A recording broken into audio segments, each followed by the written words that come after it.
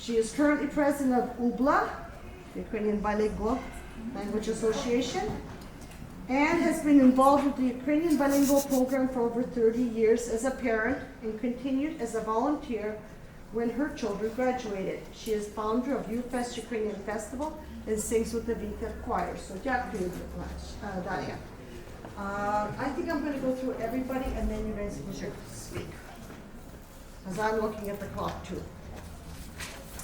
Following Daria, Andrea Chmilar. Andrea is the proud wife and mother of 3 wonderful daughters, ages 3, 6, and 9.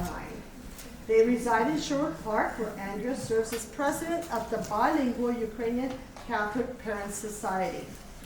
Additionally, she volunteers with the UCC-APC at St. Basil's as a Sadotchik program coordinator. A graduate of the Ukrainian Bilingual Program in Edmonton, Andrea is passionate about supporting the bilingual program in Sherwood Park. Andrea also holds a BSc from the University of Alberta and is employed at AstraZeneca. So дякую, Andrea, for agreeing to be here. Following Andrea, Yuliia Marcinkoski is going to be speaking. She's a seasoned strategic growth executive with expertise in international business and economic development across multiple sectors. At Invest Alberta, she attracted high-impact investments, facilitating growth and sustainability through collaborations with diverse stakeholders. As a vice president at Biocomposites Group, she drives strategic growth in sustainable construction and automotive materials. Yuliia advises on market entry strategies for foreign governments and private entities. Passionate about sustainable development and mentorship, Yuliia serves on the Advisory Council for Alberta-Ukraine Relations and is Vice President of Edmonton Catholic School, Ukrainian Bilingual Parent Advisory Society. I love these acronyms, I'm trying to figure out what they are. And St. Martin's String Society. So дякую, Yuliia, for being here. And then we will have, so it's not in that order that you see there, Melody Kostiuk. And all I can tell you, I don't have a bio on her, she's going to talk about herself, but I'm going to tell you that I taught with Melody. We first met, In the 80s. Over 40 years ago, teaching in the Ukrainian Bilingual Program in Vegreville, Alberta. And she left, I stayed in Vegreville. So, continuing from there, Melody went on to doing other things. Melody? Yeah. Apparently, sorry, my bio was lost in cyberspace. So just very briefly, I've been an educator for 40 years, currently retired.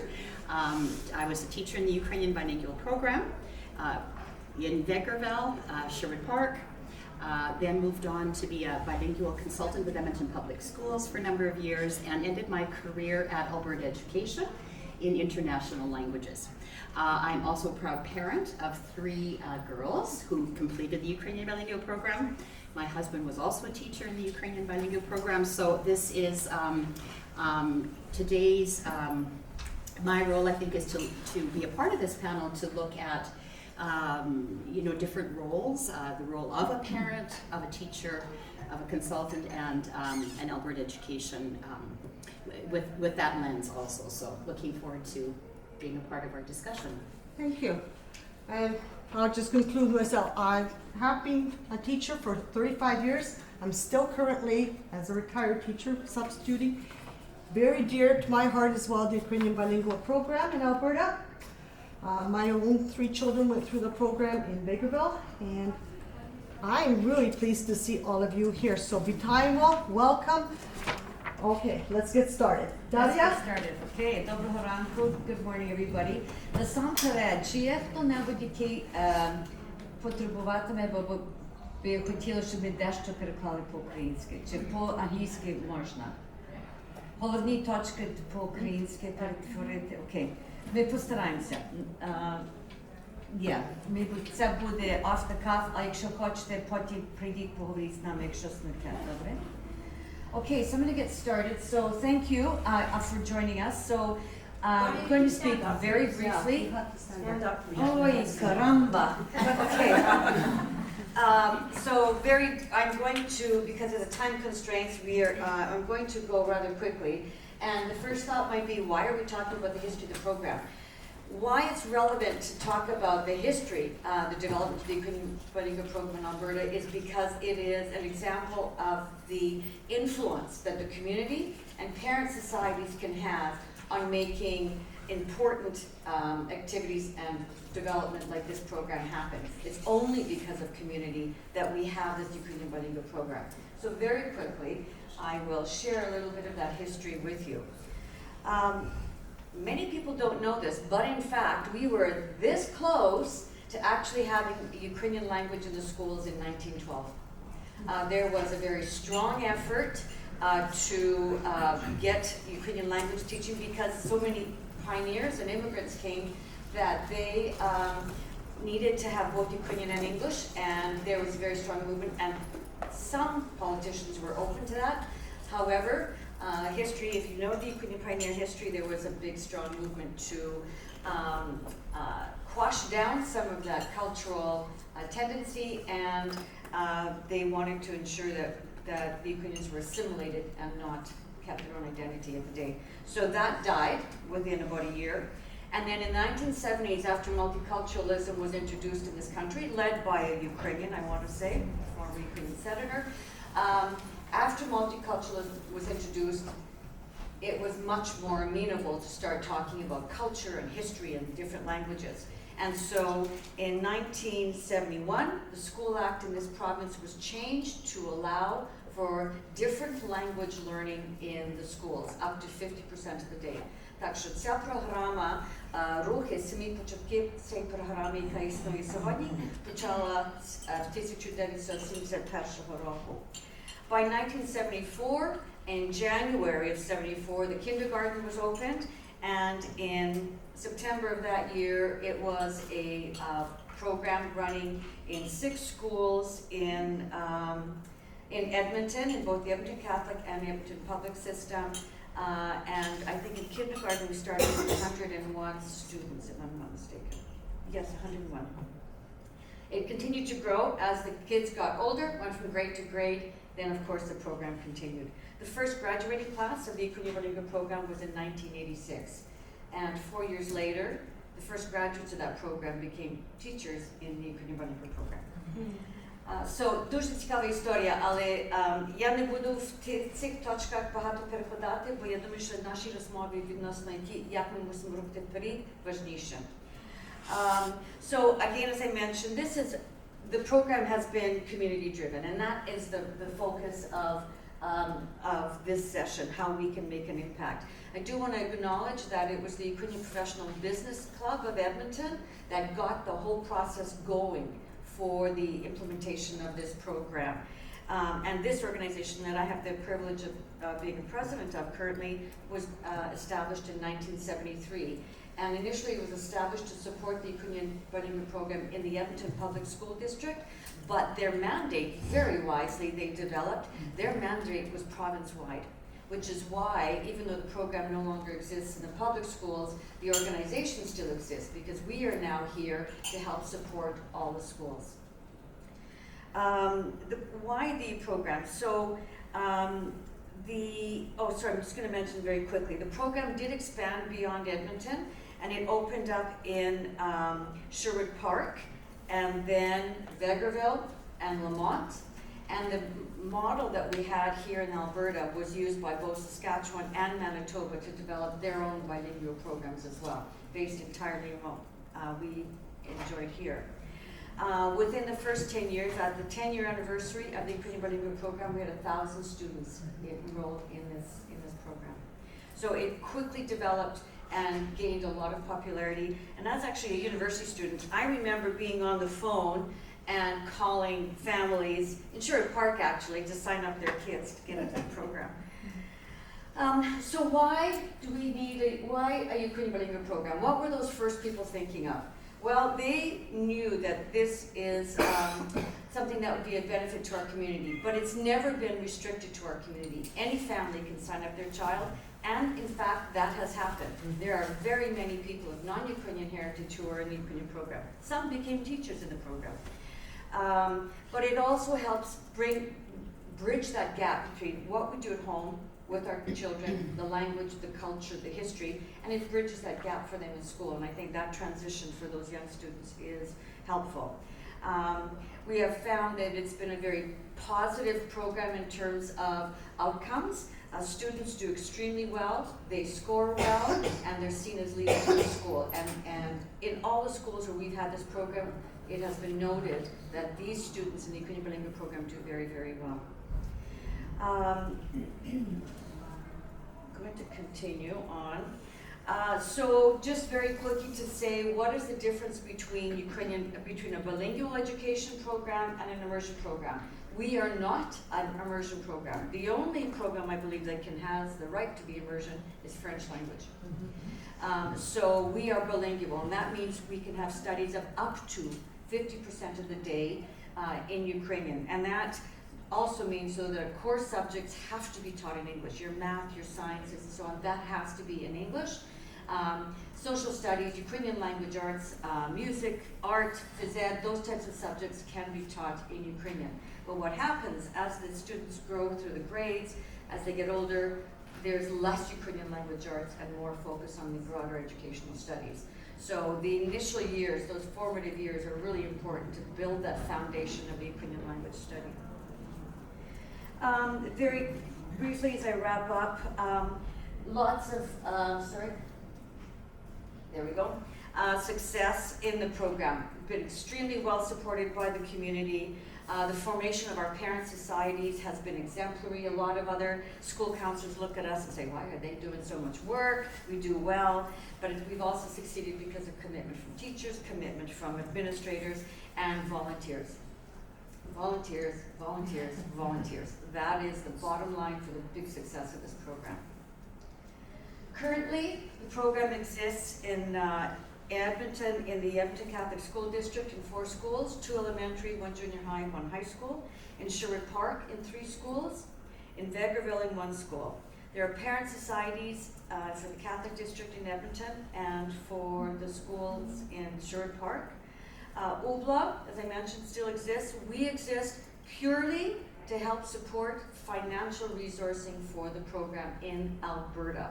And we get applications and we support all the activities in the Ukrainian Bilingual program formally, but we also support Rivna Shkola, Kursu Ukraiнознавства, and we are now supporting Sadochki programs here in Calgary, and we will hopefully very soon be sending a check to Grand Prairie.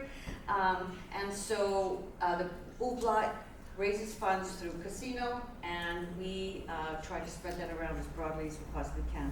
SUBA is an organization out of Sherwood Park, the Strathcona Ukrainian Bilingual Association, and they also used to be with the public system in Sherwood Park, and when that program dismantled, they continued the same way UBLA does today. And we hope to be looking at supporting other programs very near in the future. I won't take any questions right now because we're going to keep pushing fast. Sorry, guys. Yeah, just save your questions for later. This is just the time constriction this morning. Agreeing to move forward, yeah.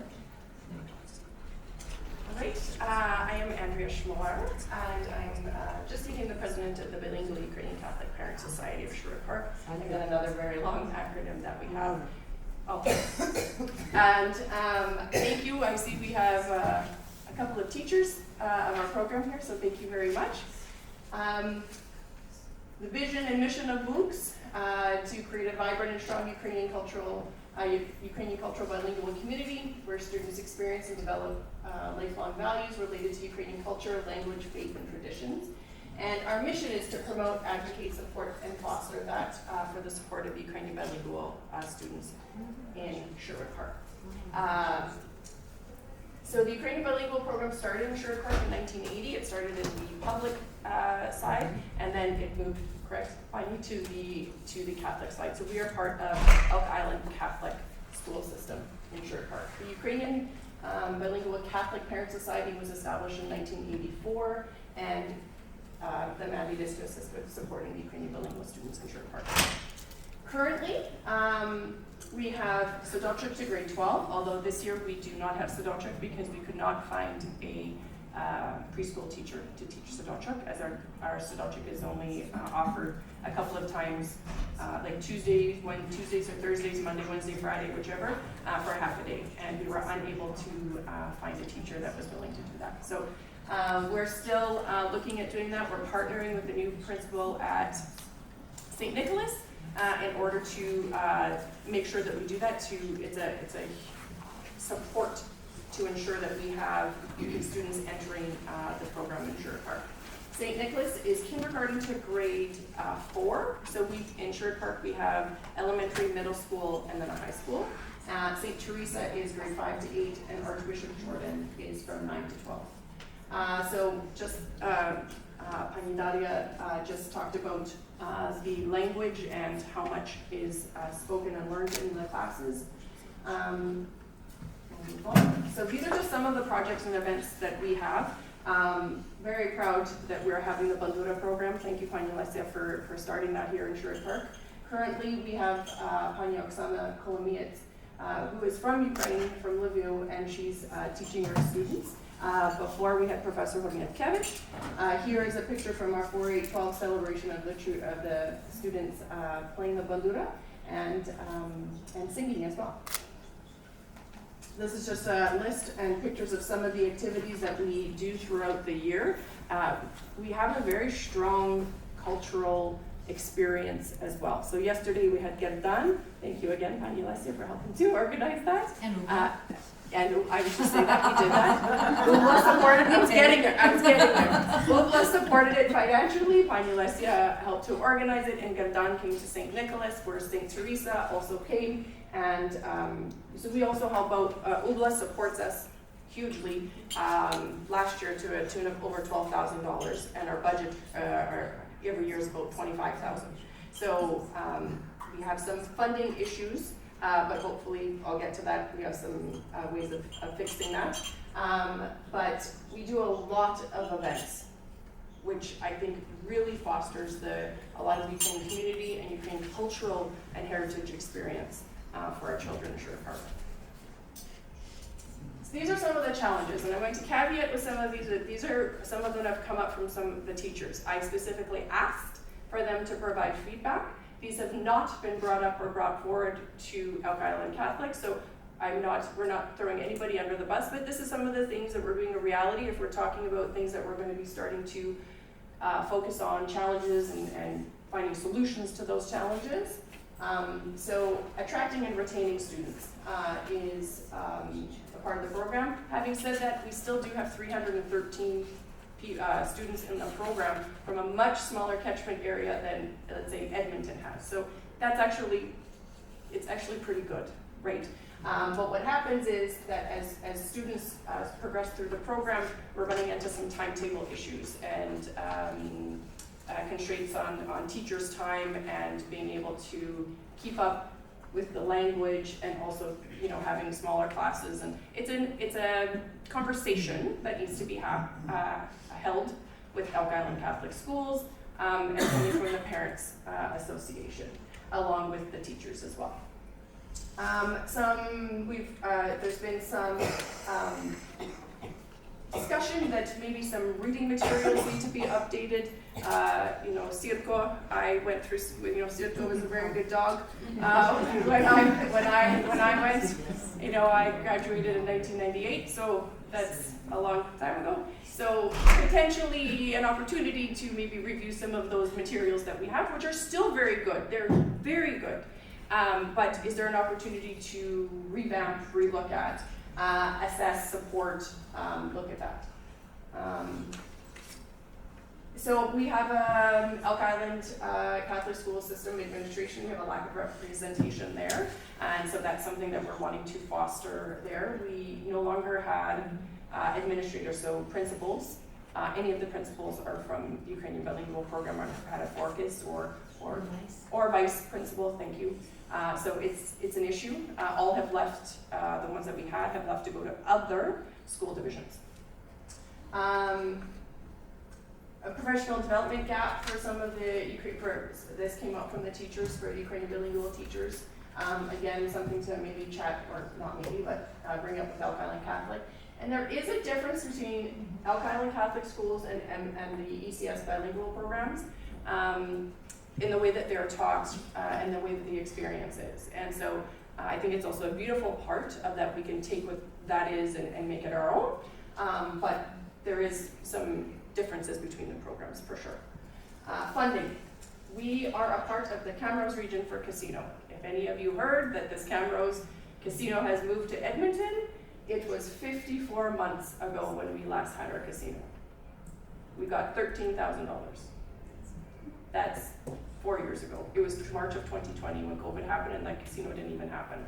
So in our opinion, this move is a very good thing because we will hopefully be able to get more funding from casino.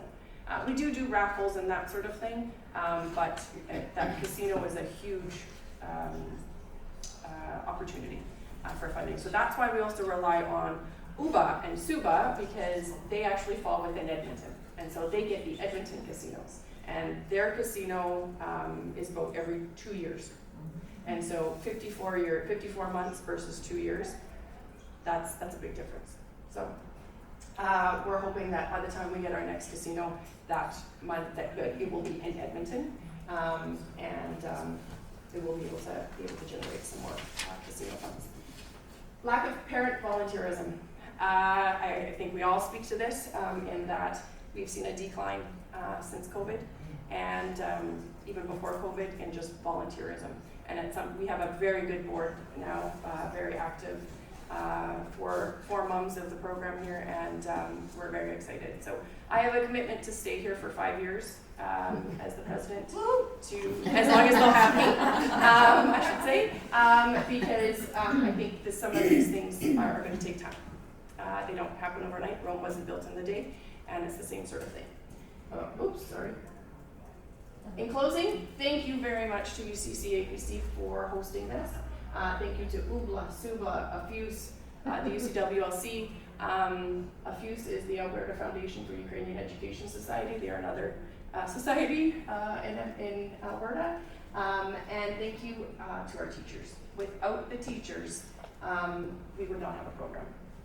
And you're shaping the lives of our children, and we thank you for all that you do to support our program in the classroom and outside. And that's it. Definitely, Andrea.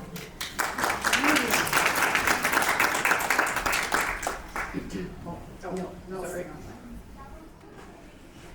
No slides for me, guys. This one will be quick and easy. Okay, I'll talk really loud. I have done 3 networking events this week, and I'm almost at my losing voice capacity, but I'll do my best. My name is Yuliia. I am with the Edmonton Catholic Schools Ukrainian Bilingual Parent Advisory Society. That is actually our name. So we shorten it to UBPAS, but then people ask, what is UBPAS? So then we have to continue on with that.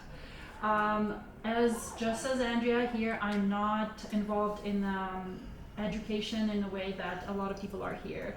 I'm a parent. I'm a parent of 2 kids, and St. Martin's was our school, continues on.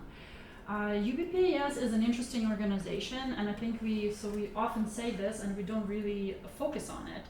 We're a membership-based organization in a way, unlike others that donate money or anything like that for donations. We put our kids in the school and automatically become a member of this organization. So how many of you here are or had kids in the Ukrainian bilingual program in Edmonton, so Catholic? Anyone? Yeah, in a Catholic school? Yeah, in Ukrainian program? Okay, a few. Okay, how many are teaching? Do you have teachers? Yes, a couple. Awesome. So for us, what that means is we have just about 1,000 students in our schools. So between the 4 schools that we have, which is St. Martin's, St. Matthew's, and Austin O'Brien and St. Brendan. So we have 4, 2 elementary, junior high, and high school. All of these parents are members of our organization. That's powerful when you think about that. So a role of our organization is really simple. What we do is we advocate, we promote, and we support. And we always have to remember that because we sometimes trail down a path and then we forget why we're here. So we do this in different ways as an organization, as a parents, we're a voluntary board, just like everyone else. The members of our organization, this board, gets elected by over 1,000 families, and then we serve on this board and hope to represent. We advocate in different ways. This is with the school district, of course, our municipality, the administration. We advocate with the government and wherever else we can provide value. We support in various ways. We do it by, for the most part, through this advocacy, but then also through funding. Just like UBLA, we get a casino and other organizations. Our casino's once every 2 years. And what we give back to the students. So what does that look like? It looks like a student allocation. So we allocate $20 per student, and we try to stay at that. So $20 per student for each school. We have just under 1,000 students right now, and that's what each student gets from UBPAS in a Catholic school. What does that look like in reality? That looks like your Pisanki drawing. It looks like Larissa artwork that the kids get to do. It looks like cross-stitching. It looks like Shumka concerts that kids get to go see, busing to the Ukrainian village for the cultural programs. What else do we have? So things like that. They're going to be out of scope, they're going to be cultural activities. What we also do is we do awards and appreciation. So we try to award kids for doing a great job, for learning the language, and we do it in different ways, recognizing it with books and gifts like that. And we also give out scholarships that children have to apply when they get to high school. So that's kind of what we do in a nutshell. And I said we support, advocate, and promote. So we promote, and how we do it is we promote with it's advertisement, and we do it jointly with the Edmonton Catholic School District. We pitch in, and each school council, we reach out to them and we ask to contribute. It's $500 usually a year. We contribute sometimes $1,500, sometimes $2,000 and more, and then we pull money together with Edmonton Catholic School District, and that goes into marketing, and we pay for that to get children into our programs.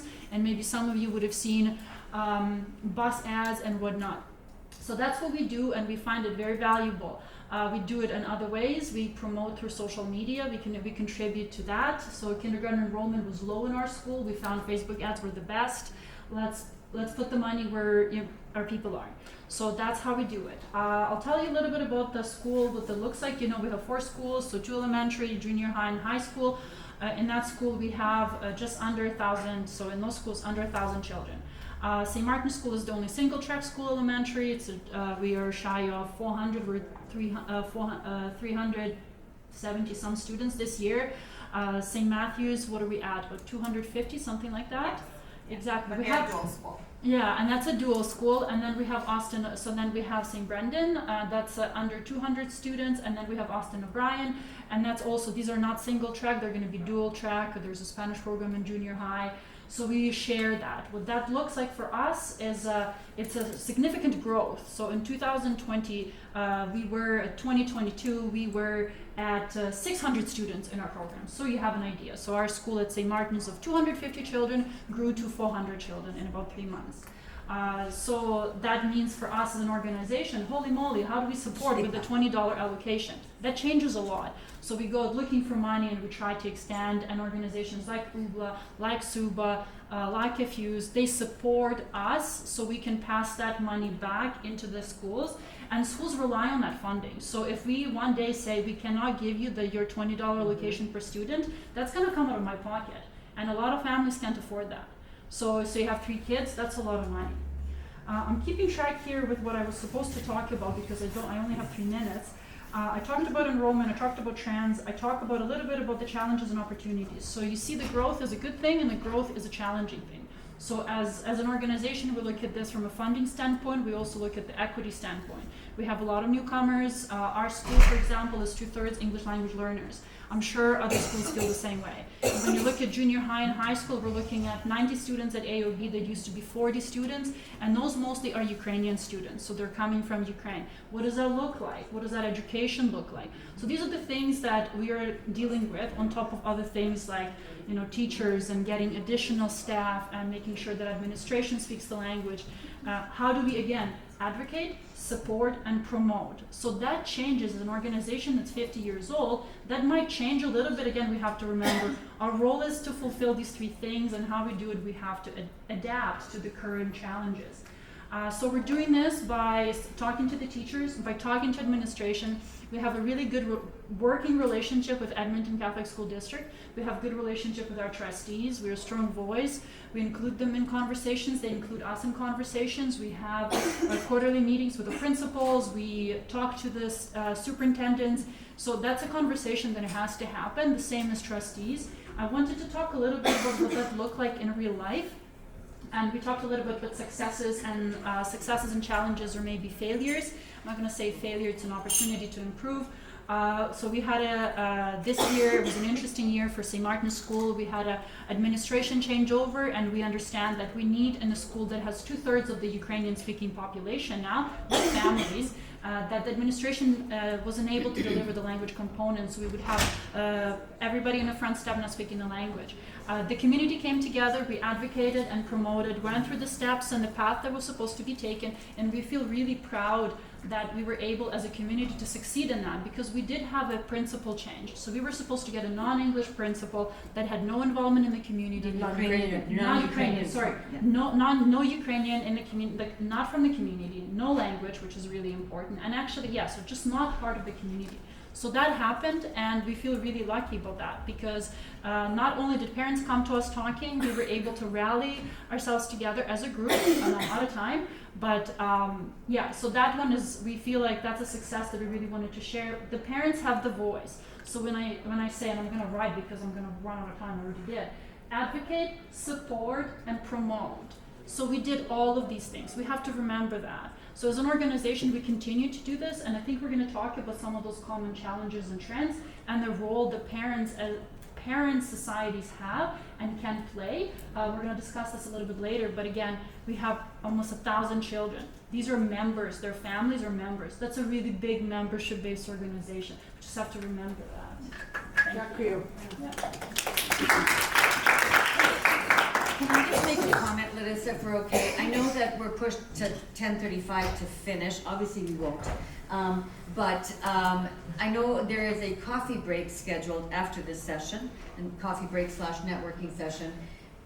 If you want to stay, we'll stay and work through a little bit of that time, if that's okay by you. Так що, ви не хочете вийти на каву, ми продовжуємо трошки, якщо Well, ви Ms. так Musmo, хочете. we'll need that time, Yeah. just to even come up with some strategies yeah, that we want to move yeah. forward with. Okay. Okay, дякую. Мелодія, прошу. Okay. I'm going to ask somebody, Daria, can you be my van? Yes, Okay. you're van. I'm going to try to also kind of summarize my And you're gonna program. talk louder. And I'm going to talk louder. I can do that. Yeah, You keep can your ask voice. you can ask my husband who's sitting in the crowd. I've heard we've heard advocacy, we've heard support, and we've heard promote from all of our speakers. I want to just say that I'm coming kind of at this having experienced the Ukrainian Bilingual Program through different eyes, through the eyes of a parent, through a teacher, a bilingual consultant, so seeing how within a school authority, the role that parents play, and then a curriculum developer, languages person at Alberta Education. And I would like to make this wonderful announcement, maybe everybody realizes, that the voice is sitting right here with parents. Teachers cannot advocate for the program in the same way that you can. Mm-hmm. Administrators cannot advocate for the program in the same way as you can. It is the voice of parents that is really the most important.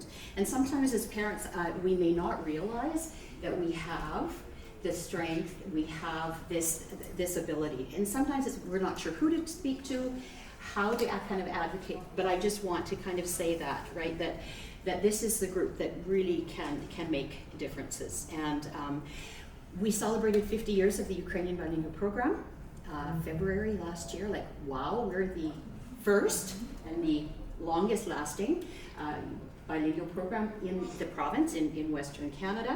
How did that happen? People who had vision, but parents. So parents are the key to successful programming. Okay, so advocacy.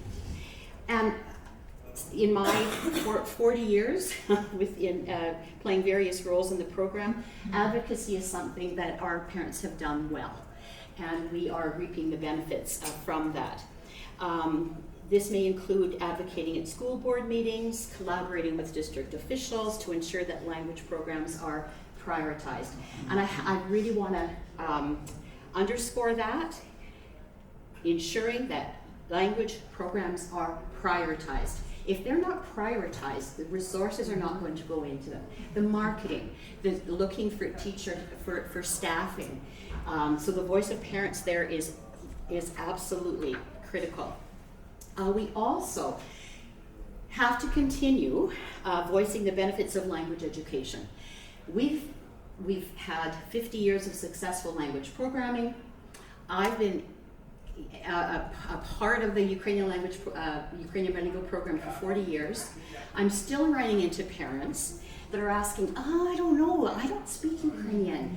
I won't be able to help my student. I also hear, I don't want my child to be confused by the language. It's important they learn English. A lot of these myths and misconceptions continue to today. So as parents, we need to continue, and as educators, we need to continue to talk about the benefits of second language learning and the value of that. Raising awareness, educating other parents in the community. Anybody that's in the world of advertising, the best advertising is word of mouth. And who is the parent going to believe? I have concerns about my child. Are they going to, I don't speak Ukrainian. Are they going to listen? Who are they going to listen to? They're going to listen to another parent. So we have to be really good marketers of our program. Next slide, please. Fundraising and financial support. Our parent groups are superstars here. It's amazing. We used to get, back in the day, Larissa will remember, additional funding from Alberta Education for Ukrainian bilingual students. Was it okay? And that was big bucks at that time. That's not happening. So school authorities are really dependent on parents to do a lot of this work, covering costs and creating scholarships. All of these things are very, very meaningful for students, and they make the program more attractive. Okay, next.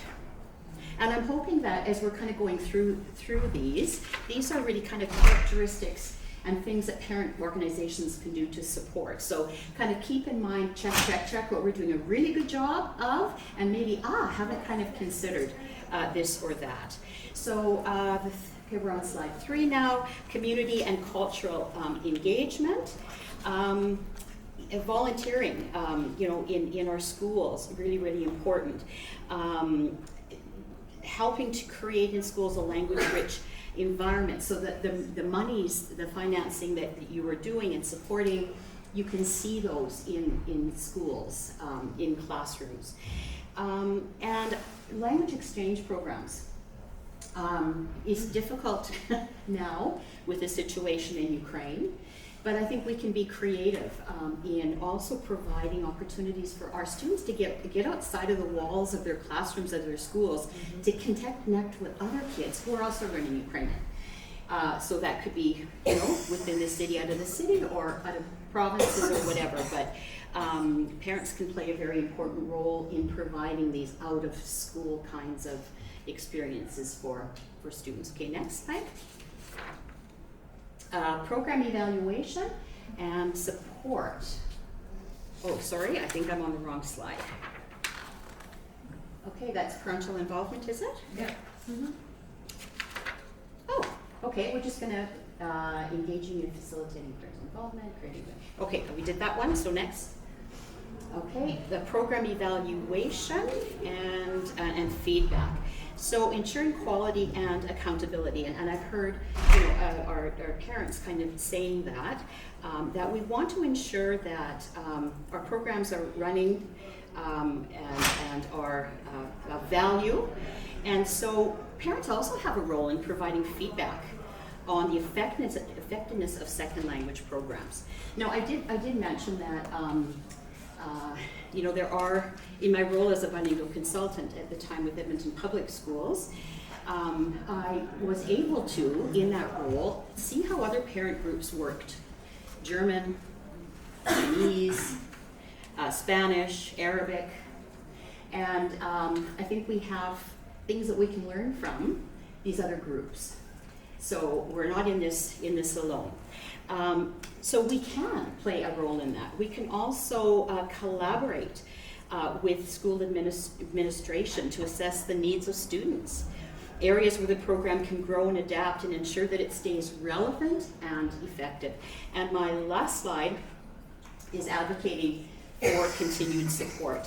One of, I think, the biggest challenges of our Ukrainian bilingual programs and any language programs is the transition. What happens from elementary school to junior high? We always lose kids to high school. How can we advocate and support for these transitions? And so that is another very important role that our parent groups can kind of play. So if we could, draw a mobile, how does everybody fit? The voice of parents and the role of parents cannot be understated. And time's up. Oh, well, thank you very much. Дякую. Thank all of them. So we do have time now for question and answers. We also need to come out of this session with some strategies. What do we want to do going forward? What do we need to do in this program? Daria. Я маю питання. Чи тут хтось є з Calgary? Do we have anybody from Calgary in the room? Okay, good. Oh, Dibs not have it. Okay, because we know there's efforts to get a program going in Calgary. That's why I'm asking. Okay. We should maybe talk after. Yeah, with these we people. should maybe talk after. Yeah. Yes. Do we have any questions for any of our speakers? Proszę. I have no voice, so I apologize for that first off, so I'll do my best.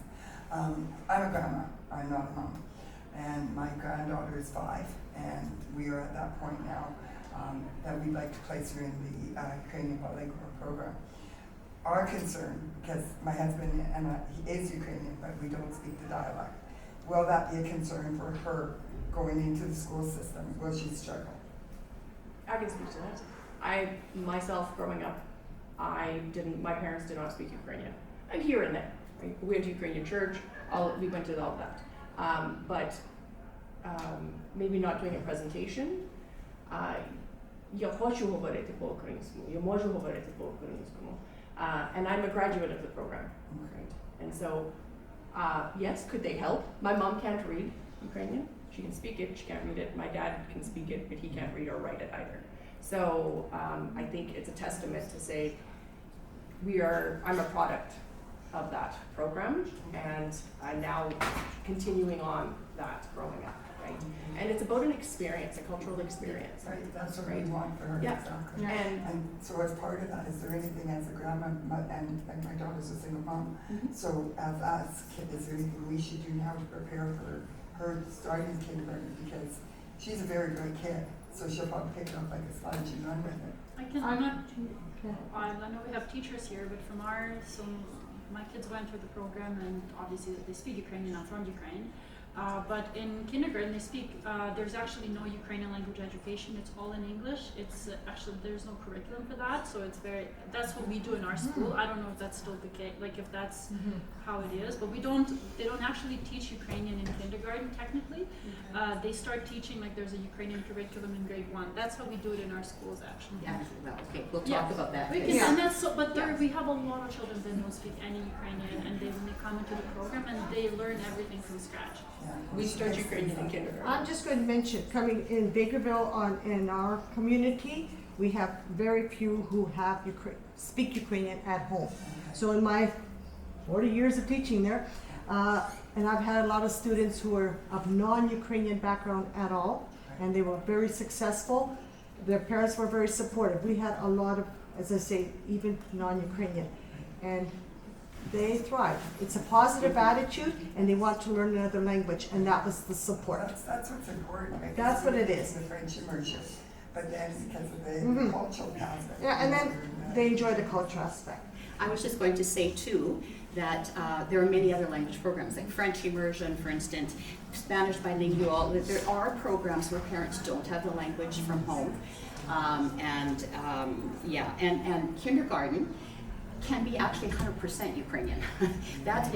We want to use the language to input that language, you know, with those little ones where they're learning so naturally. So, you know, that's something we can, you know, certainly kind of look at also. But, you know, we get hung up as adults how we learn language, right? Children understand language in other ways, right? They take gestures, etc. We can talk a lot about that, but They pick things up. So they we pick can- absolutely. So we sometimes, it's our fears or hang-ups that we have, but the little ones don't.